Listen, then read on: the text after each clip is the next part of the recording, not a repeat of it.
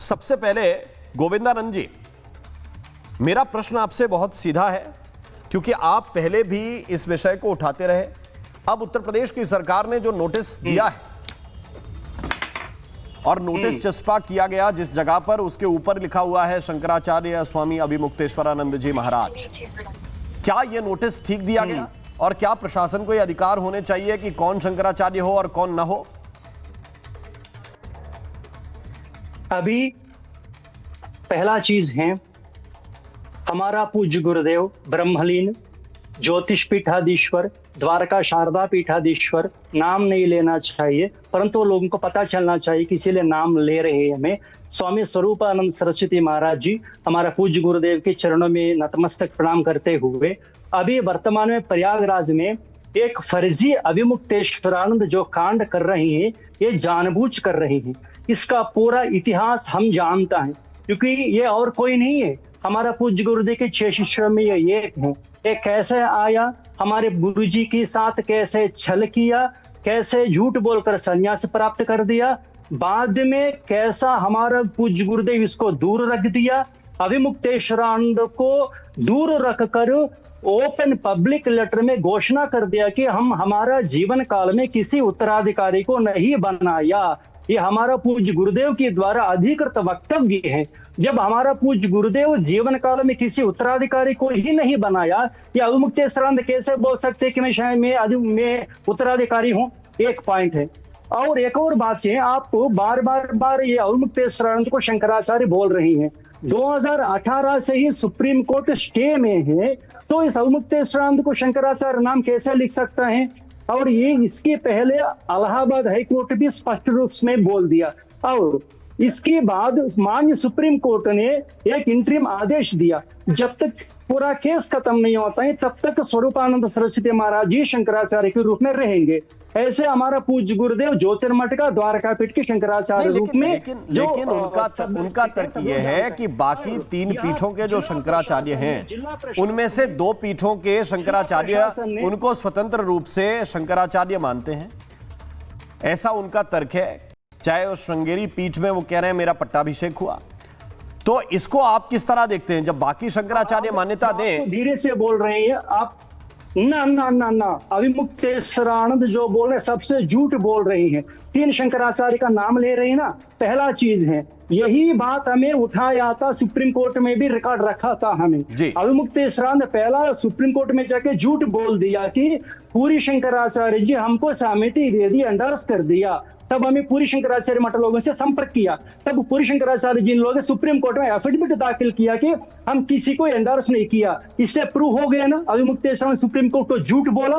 दूसरा झूठ, जब वो हमारा पूज्य गुरुदेव ब्रह्मलीन हो गया, द्वारका में कोई शंकराचार्य नहीं थे, तो सदानंद कैसे शंकराचार्य बन गया? दूसरा झूठ है। और श्रृंगेरी में शंकराचार्य भारतीय तीर्थ महाराज जी हैं, और भारतीय तीर्थ महाराज जी वहां फर्जी अभिषेक करते हुए ये बोला कि मैं सांकेतिक रूप में अभिषेक कर रहा हूं। विधि विधान से द्वारका में ज्योतिर्मठ में 14 तारीख 17 तारीख होना करके खुद ही भारतीय तीर्थ जी बोला। उसका मतलब परमहंस में जो अभिषेक हुआ वो फर्जी साबित हो गया, और श्रृंगेरी में जो हुआ वो सांकेतिक, वो भी मान्यता नहीं है। और द्वारका में जो अभिषेक करने के आप कह रहे हैं कि जो नोटिस दिया है प्रशासन ने वो ठीक दिया है, नोटिस देकर पूछना चाहिए वहां विधिशेखर क्या आप ये कह रहे हैं कि जो प्रशासन ने नोटिस दिया वो ठीक दिया और पूछना चाहिए ये सवाल जो प्रशासन पूछ रहा है? विलंब कर दिया, ये नोटिस पहले ही देना था। प्रशासन को लगातार 2021, 22, 23, 24, 25 में लगातार नोटिस भेजते आया हमें। अभी वहां कॉन्फ्रेंस में डीएम मेरे साथ कंप्यूटर बाबा है, उनकी तरफ मैं चलता हूं।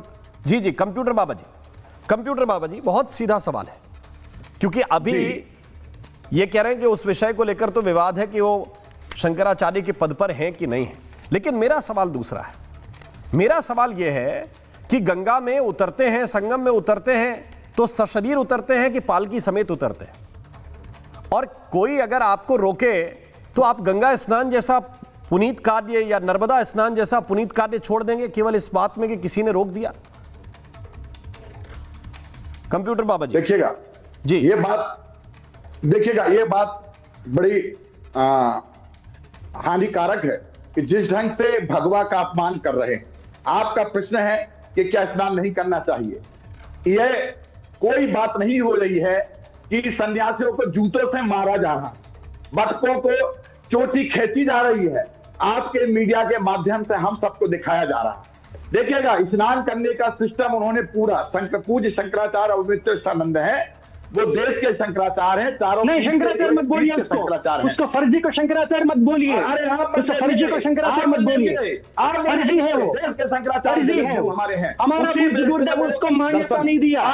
हमारा पूज्य गुरुदेव उसको बहिष्कार कर दिया। होती है अक्षर लिखित रूप में हमारे पूज्य गुरुदेव उसको बहिष्कार कर दिया। साधु बहिष्कार कर दिया उसको। जी जी, एक एक करके स्वामी जी, थोड़ा सा स्वामी जी गोविंदानंद जी, आपकी देखिए बात सुनिए। मेरा कंप्यूटर बाबा की बात मैं सुन रहा हूँ, एक मिनट रुक जाइए। हाँ। अरे तुम्हारे साथ जूतों से मारा जाता, तुम्हें कैसा लगता? संतों के साथ अपमान हो रहा है, संतों के साथ जिस ढंग से बाल चोटी पकड़ के ब्राह्मण खड़े करते हैं। कंप्यूटर बाबा क्या है? पहले यही फर्जी है, आप ही फर्जी है। पहले कंप्यूटर बाबा क्या है समझ दीजिए हमको। हाँ, तुम्हारे लिए सत्यवादी तो फर्जी है, क्या है? शंकराचार्य सत्यवादी तो फर्जी है। क्या और मेरा प्रशासन कौन होता है? मेरा झूठ बोल रही है। कंप्यूटर बाबा क्या, पहले के बाबा क्या है?